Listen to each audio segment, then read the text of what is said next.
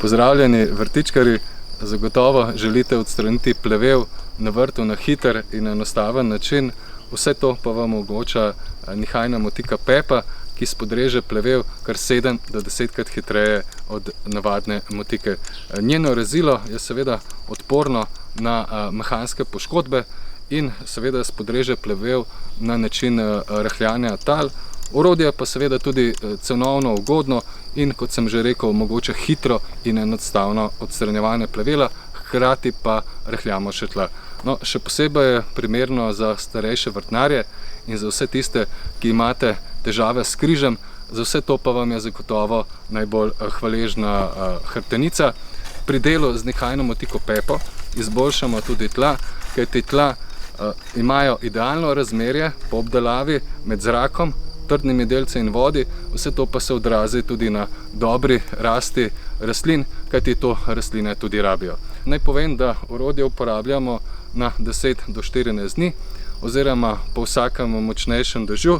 Pri nas delamo v težki ilovnati zemlji. Seveda, če je zemlja preveč trda, jo predhodno namočimo in potem obdelamo. Z orodjem pa delajo tudi številni vrtičkarji na lahkih peščenih tleh. Pri delu z nihajno motiko Pepo poskrbimo tudi za to, da v poletnem času, ko so močne nevihte, voda odteče v globino tal, ne odteče površinsko, kajti ima prijetne pore, skozi katere pronica v globje plasti. Seveda na ta način plevel ne raste in je na vrtu preteklost. Še ena zanimivost, samo nihajno motiko Pepo smo poimenovali po babici, ki je živela na Dolenjskem in je redno okopavala njive.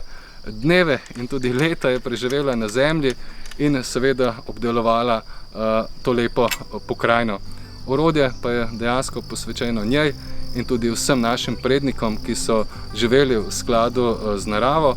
Pepa pa se danes zagotovo smeje, ko nas gleda z neba, kajti obdelujemo njeno njivo in to se je tudi želela. Zagotovo bi bila vesela orodja tudi ona, kajti v njenem času bi zelo pomagalo pri delu.